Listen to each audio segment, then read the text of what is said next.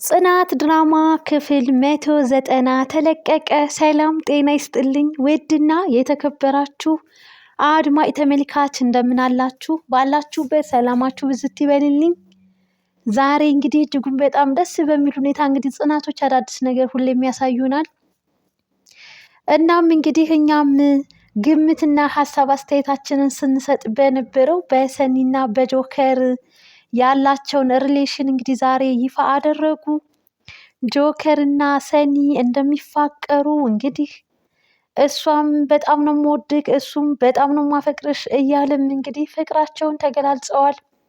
ነገር ግን ጆከር ያው ስፒድን እንግዲህ በሱ እጅ ስለጠፋ ስለሞተ አሁን ላይ በማንኛውም ሰዓት አይታወቅም እኔ ተነስቼ እስር ቤት መግባቴ አይቀርም። ነገር ግን በጣም ነው የምወድሽ የማፈቅርሽ፣ ግን ህይወቴ የተበላሸ ነው እያለም እንግዲህ ለሰኒ ሲነግራትም ተመልክተናል ማለት ነው። ጆከርን በስልክ እየደወሉ የሚዝቱበትና የሚያስፈራሩት አለ በሰኒ በኩል። በዛም እንግዲህ ያንንም ተመልክቶ እንግዲህ በጥቁር ፔስታል እንግዲህ በራቸው አጠገብ እቃ እንደተቀመጠና ያንን እቃ እንግዲህ እንዲያየውም ተደውሎ ሲነገረውም ተመልክተናል ማለት ነው።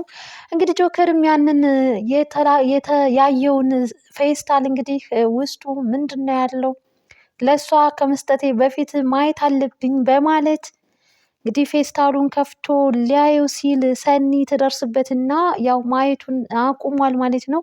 በዛ በፌስታል ውስጥ ምንድን ይሆን ለሰኒ የተላከላት? ሰኒንስ ማን ነው የሚያስፈራራት? ሰኒ እንግዲህ ምንም የምታውቀው ታሪክ የለም። በጆከር በኩል ግን ሰኒን እየዛቱበት እሷን ተዋት እኔን እንደፈለጋችሁ አድርጉኝ እያለም እንግዲህ ሲናገርም በስልክ ሲያወራም ተመልክተናል ማለት ነው። እንግዲህ አንድና አንድ በስፒድ በኩል ነው እንግዲህ ስፒድ ሞቷል ወይስ በህይወት አለ? አሁን ላይ በተደጋጋሚ እንግዲህ ጆከርን በስልክ እየደወሉ ሲያስፈራሩት እሷን ተዋት እኔን እንደፈለጋችሁ አድርጉ ሲል እንግዲህ እጅጉን በጣም የሚያጠራጥር ነገር ነው። ስፒድ አገግሞ ድኗል ወይንስ ሞቷል? በጣም ግራ የሚያጋባም ነው። ነገር ግን በዛ በፌስታል ውስጥ ምንድን ነው የተላከው? ለሰኒ ተብሎ ነው እንግዲህ። ነገር ግን ሰኒ አታውቅም። ጆከር ያንን እቃ እንግዲህ አንስቶ ሊያዩ ስል ስለደረሰችበት መጀመሪያ እኔ ቼክ ሳላደርገው ሳላየው ለሷማ አልሰጥም ብሎ እንግዲህ ከእሷ ጋር እንግዲህ በጣም እንደሚወዳትና እንደሚያፈቅራት ለካ ጥል ወደ ፍቅር ሲቀየር እንዴት ያምራል! እንግዲህ የእነሱ የፍቅር መግለጫቸው በጥል ነበረ። በመጣላት አይግባቡም፣ ይጨቃጨቁም ነበረ። በስተመጨረሻም እንግዲህ እንደሚወዳትና እንደሚያፈቅራት እስትንፋሱ እንደሆነችም ይነግራታል ማለት ነው። ሰኒም እንግዲህ ታዲያ እኔ አልወድህም ያለው ማን ነው ታዲያ ብላም እንግዲህ ማንን አስታወሰኝ? ያኔ ከክብሮም ጋር እንግዲህ ፍቅር ሲጀምሩ እጅጉን በጣም እንግዲህ ይጣሉም ነበረ። እናም ያው ክብሮም እንግዲህ የሳይኮሎጂ እውቅና ያለውም ስለሆነ ሰኒን እንግዲህ በደንብ አድርጎ እንግዲህ አእምሮዋ ላይ ሰርቶ ነበር ማለት ነው። እናም ያንንም አስታውሶናል። ሰኒና ክብሮም ከዚህ በፊት እንግዲህ ወደ ፍቅር ዓለም ውስጥ ሲገቡ እንደዚህ እንደተጨቃጨቁና እንደተጣሉ ነበረ። አሁን ላይ ዛሬም ተደገመ። ጆከር እና ሰኒ እንግዲህ እንደሚፋቀሩ ፍቅራቸውን እርስ በራሳቸው ይፋ አድርገዋል ማለት ነው። ሌላው እንግዲህ ምሩ በጣም በሚያሳዝን ሁኔታ እኔ እንግዲህ ኖሬ በቁም ላሉትን ሰዎች ከምረብሽ ለምን ይህንን ዓለም ትቼው አልሰናበትም በማለት መድኃኒት ውጭ ራሴን ባጠፋስ የሚልም ግምት ሀሳብም ነገር አላት። በጣም በሚያሳዝን ሁኔታ እንግዲህ የምሩ መታመም የምሩ እንግዲህ እጅጉን በጣም በህመሟ መሰበር ሁሉም ቤተሰብ አዝኗል። ናሆም እጅጉን በጣም እንግዲህ ትልቅ ፈተና ውስጥ ገብቷል ማለት ነው። እንዲሁም ደግሞ ወይዘሮ አለምም የናሆም ነገር እንግዲህ እጅጉን በጣም ያሳስባታልና እንግዲህ ተኝታ በምናቧም እንግዲህ ሲያቀባዥራትም በጣም በሚያሳዝን ሁኔታ ልጄ ልጄ እያለች እንግዲህ እናም እንግዲህ ከእንቅልፏም ተነስታ መንገድም ጀምራ ነበር። ናሆም የሆነው ነገርም አለ ብላ ይህንን ያክል ነበር እንግዲህ በነ ምሩ አካባቢ እንግዲህ በጣም በሚያሳዝን ሁኔታ የምሩ ልጇ ማጣቷ ህመሟ እንግዲህ አንደበቷም ተዘግቶ ሰውነቷም አይንቀሳቀስም፣ አልጋ ላይ ተዘርግታ ነው ያለችው እና ምንስ እጠቅማለሁኝ? ለቆሙት ለምን አሰቃያቸዋለሁ? ለምን ሄጄ አልገላገልም? የሚልም እንግዲህ መጥፎ ሀሳብ እንግዲህ አእምሯ ውስጥም አድርጋለች። ጽናትና ኪራ እንግዲህ ያው ድሮም ድሮ ናቸውና ሁሌም ፍቅራቸውን እንደተገላለጹ ነው።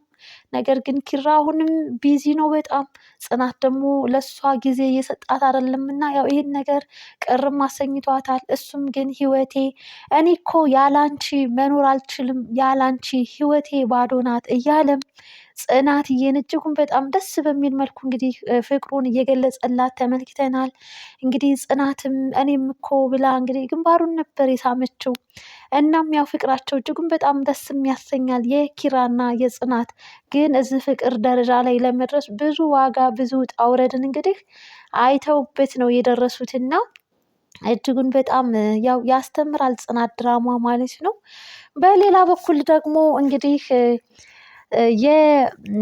የቅዱስን የድሮ ፍቅረኛውን እንግዲህ በመንገድ ስትጓዝ በጣም የሚረብሻትና የሚያስቸግራት ሰው አለ። ናቲን እንግዲህ ሰው ብላ ይህንን የሚያስቸግራትን ሰው ታማክረዋለች። ናቲም እንግዲህ በሷ ጀግና ለመባል ፈልጎ እስኪ ነይ ውሰጅኝ አሳየኝ ማን ነው ልኩን ነው ማሳየው በማለት እንግዲህ ሄዶም እንግዲህ አንተ ቆይ ምንድን ነው ምን አርጊ ምን ፍጠሪ ነው የምትላት ለምንድን ነው ሰላሟን የምትነሳው ብሎ የወንድነት ስሜትም ተሰምቶት ያም እንግዲህ የሚረብሻት ሰው እንግዲህ ናቲን በጣም በሚገርም እና በሚያሳዝን ሁኔታ መሬት ላይ አንደባሎ ነበረ እንግዲህ ያንከባለለው። እናም ሁለተኛ ስለ እኔ ማንነት ከፈለጋችሁ በደንብ አድርጌ ነው ማሳያችሁ ማንነቴም ብሎ እንግዲህ በመደብደብ አሳይቷቸዋል። ሰላምዬም እንግዲህ አይ እኔ እኮ ተደባዳቢና ጉልበት ያለክ መስሎኝ እኮ ነው በማለት ጭራሽ እንግዲህ ራሷን በናቲ በኩል እከላከላለሁ ስትል ይባስ እንግዲህ ናቲን ስትንከባከብ ከህመሙ እንዲያገግም በአፍንጫው ደም እስኪጥለቀለቅ ነበር በቦክስ ያጠጣው መሬት ላይ ዘርሮ ማለት ነው። እናም እንግዲህ አሁን ላይ እንግዲህ አንቺን ሳይ ያ የመታኝን ሰው ነው የሚያስታውሰኝና ከአጠገቤ ጥፊ ሂጂ እያለ ናቲም እንግዲህ ለኒና ደውይላት ስልክ ኒና ትምጣልኝ፣ ኒና ትሻለኛለች፣ አንቺ ሂጂ ሲላትም ሰላምን እኔማ ቅዱሴን እዝኩኝ ነው የምጠብቀው የትም አልሄድም በማለት ናቲ ወደ ቲና ይደውልና ስልክ ነይ ቶሎ ድረሽልኝ በህይወት መትረፌም ተመስገን ነው እያለ አጣርፎ እንግዲህ ኒናን ወደሱ እንዲሄድም አድርጓል ማለት ነው። ኒና እንግዲህ መንገድ ላይ ያ ናቲን የደበደበው ተደባዳቢን አግኝታው እንግዲህ ሲፎግራትም እሷም እንግዲህ አንድ ከተናገሯት 3 4 አርጋ ነው የምትመልሰውና አልተመለሰችለትም ማለት ነው። እንግዲህ ኒና ሰኒንም ያው አንዳንድ ነገሮችን ጣል ጣል ታደርግባትና ታናድዳታለች። ሰኒም የምሯን የምትናደድባት ጆከርዬን እያለች እንግዲህ ቤትሽ ልሄድ እንዴ ቤት ተቆልፎብኝ ነው ጽናት እስክትመጣ ድረስ እያለችም ስትላት ቤት ማንም የለም እኔ እኮ እዚህ ነው ያለሁት እያለች እንግዲህ አንቺ ዝብቶኝ ጆከር ካለልኝ ከሱ ጋር ጥሩ ጊዜ አሳልፋለሁ እያለች እንግዲህ ኒና ሰኒን ስታናግራት ስታበሽቃትም ሰኒም ዓይንሽን ንቀይ ከጆከር እያለች እንግዲህ እጅጉን በጣም ያው ተመልክተናቸዋል ማለት ነው። ውድና የተከበራችሁ አድማጭ ተመልካች ቤተሰብ የጽናት ድራማ የክፍል 190 ይህንን ተመልክተናል ማለት ነው። ሌላው እንግዲህ ትንሿና የኪራ ጓደኛ እንግዲህ በፍቅር ዓለም ውስጥ የኪራ ጓደኛ ትንሿን አፍቅሯል። ትንሿም እንግዲህ መውጫ መግቢያ አሳጥቷታል። ከትምህርት ቤት ስትመለስም እያረፈደች ነው። ጽናትም እንግዲህ የት እየሄድሽ ነው? ለምንድን ነው የምታረፍጂው? ስትመጪ እያለችም ትንሿን በተደጋጋሚ ጽናትን እየዋሸቻትም ተመልክተናታል ማለት ነው። ጭራሽ እንግዲህ ላይብረሪ ገብቼ ነው የቆየሁትም ስትል ጽናትም እንደሱ ከሆነማ በጣም ጥሩ ደስ ይላል፣ ለምን አልነግረኝም ነበር ታዲያ? ተቆጣሁሽ አይደለ? ይቅርታ እያለችም ጽናት ስትላትም ተመልክተናል። በሌላ በኩል እንግዲህ ኪያና የኪራ ጓደኛ እንግዲህ እጅጉን በጣም ትልቅ ሰጣ ገባ ውስጥ ገብተዋል። እሱም አለቅሽም እኔ ወንድምሽም ብዬ ነው ይላል። እሷም ስትስቅ ስትሳለቅበት ልክህን ነው ማሳይክ እያለችው እንግዲህ የኪራ ጓደኛ ኪያ ጋር ሂዶ አድሮ ነበርና እንግዲህ ኪያም ለኪራ እሷ ጋር እንዳደረ ስትናገር፣ ነገር ግን ኪራ መስሏት የተናገረችው የኪራ ጓደኛ ነው እና እጅጉን በጣም ደንግጣም እሱም እንግዲህ ቆይ አንቺ እንዴት ሚስጥር አትደብቂም ብሎ እንግዲህ ሲጮህባትም ነበረ። እሷም እንግዲህ አንተ ቅሌታም እያለች ነበረ ለኪራ ስትናገር የነበረው፣ ነገር ግን ለራሱ ለባለቤቱ ሆነ ስታማው የነበረው እና ብቻ ግን እነሱም እንግዲህ ወደ ፍቅር ዓለም ይቀየርና ሁሉም እንግዲህ ጥንድ ጥንድ ሆነው ወደፊት አብረን የምናያቸው ይሆናል ማለት ነው።